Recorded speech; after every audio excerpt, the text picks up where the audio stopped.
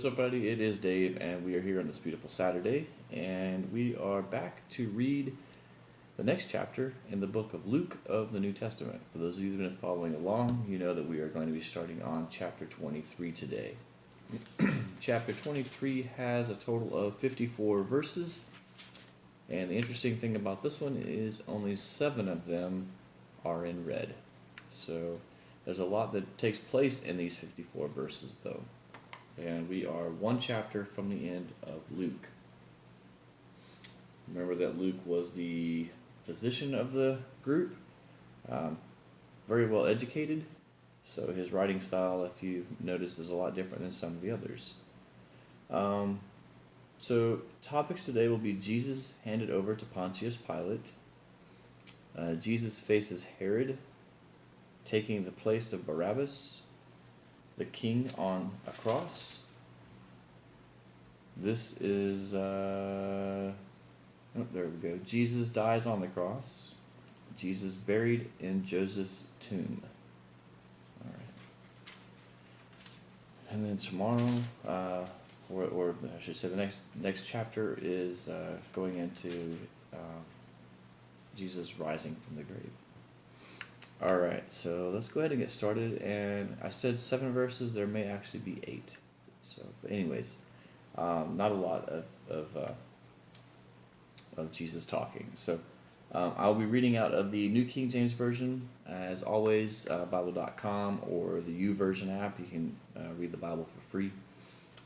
If you would like the Bible that I have, I've got the Holman edition, and it's a reference Bible, so along the bottom it's got little things to kind of reference different things, but and I like it. It's got, even though I'm wearing green glasses, it's got large print. All right, let's go ahead and get started. Then the whole multitude of them arose and led him to Pilate, and they began to accuse him, saying, "We found this fellow perverting the nation and forbidding to pay taxes to Caesar, saying that he himself is Christ, a king." Then Pilate asked him, saying, "Are you king of the Jews?" He answered him and said, "It is as you say."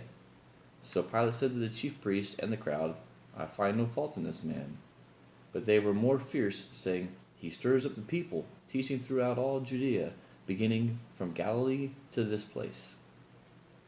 When Pilate heard of Galilee, he asked if the man were a Galilean. And as soon as he knew that he belonged to Herod's jurisdiction, he sent him to Herod, who was also in Jerusalem at the time. Now when Herod saw Jesus, he was exceedingly glad, for he had desired for a long time to see him, because he had heard many things about him, and he hoped to see some miracle done by him. Then he questioned him with many words, but he answered him nothing. And the chief priests and scribes stood and vehemently accused him. Then Herod, with his men of war, treated him with contempt and mocked him, arrayed him in a gorgeous robe, and sent him back to Pilate. That very day Herod and Pilate became friends with each other, for previously they had been at enmity with each other. Then Pilate, when he had called together the chief priests, the rulers, and the people, said to them, "You have brought this man to me as one who misleads the people. And indeed, having examined him in your presence, I have found no fault with this man concerning those things of which you accused him. No, neither did Herod, for I sent you back to him. And indeed, nothing deserving of death has been done by him. I will therefore chastise him and release him," for it was necessary for him to release one of them at the feast. And they all cried out at once, saying, "Away with this man, and release to us Barabbas," who had been thrown into prison for a certain rebellion made in the city, and for murder. Pilate, therefore, wishing to release Jesus, again called out to them. But they shouted, saying, "Crucify him, crucify him." Then he said to them the third time, "Why, what evil has he done? I have found no reason for death in him. I will therefore chastise him, and let him go." But they were insistent, demanding with a loud voice that he be crucified. And the voices of these men and of the chief priests prevailed. So Pilate gave sentence that it should be as they requested, and he released them, the one they requested, who for rebellion and murder had been thrown into prison. But he delivered Jesus to their wills. Now they led him away. They laid hold of a certain man, Simon, a Cyrenian, who was coming from the country, and on him they laid the cross, that he might bear it after Jesus. And a great multitude of the people followed him, and women, who also mourned and lamented him. But Jesus, turning to them, said, Daughters of Jerusalem, do not weep for me, but weep for yourselves and for your children. For indeed the days are coming in which they will say, Blessed are the barren wombs that never bore, and breasts which never nursed.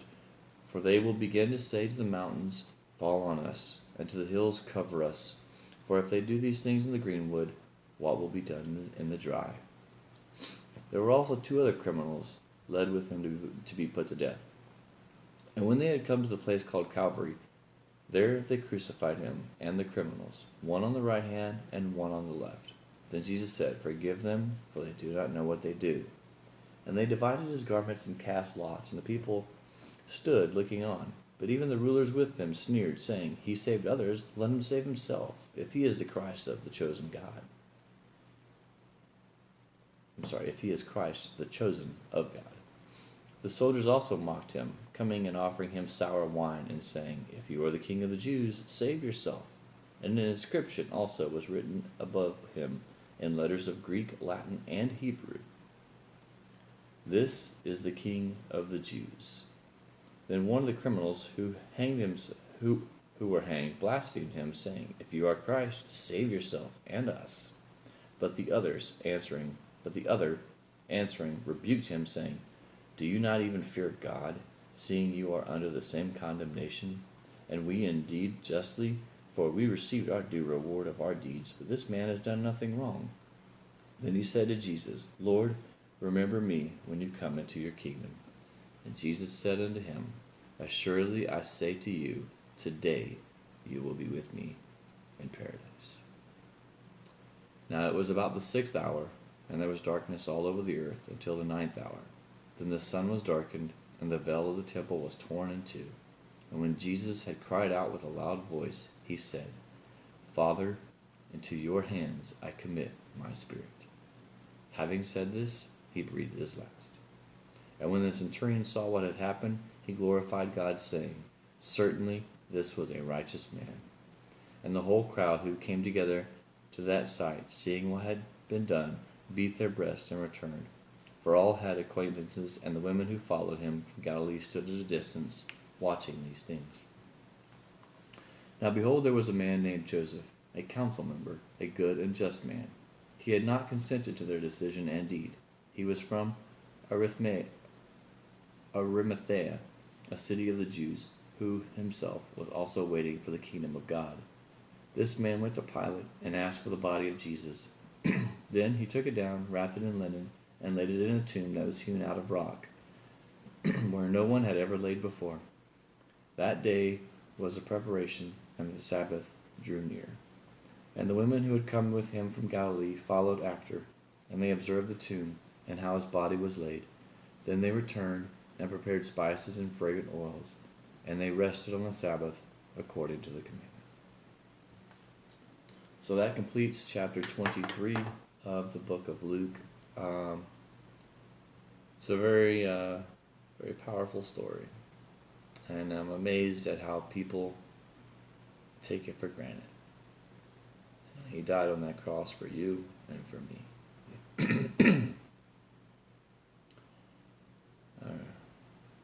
The price that was paid, already paid. All you have to do is accept it. So, I hope you do. Alright? Thanks for watching our video. We hope that you don't really want to use the word enjoyed it, because it's not a story really to be enjoyed, the crucifixion of Jesus Christ. But it is the one that leads to the next chapter, chapter 24, that starts off with He is risen. Alright? Thanks so much for watching. We hope you all have an amazing Saturday. And as always, stay safe, be safe, and be prepared for tomorrow. Alright? Thanks. God bless.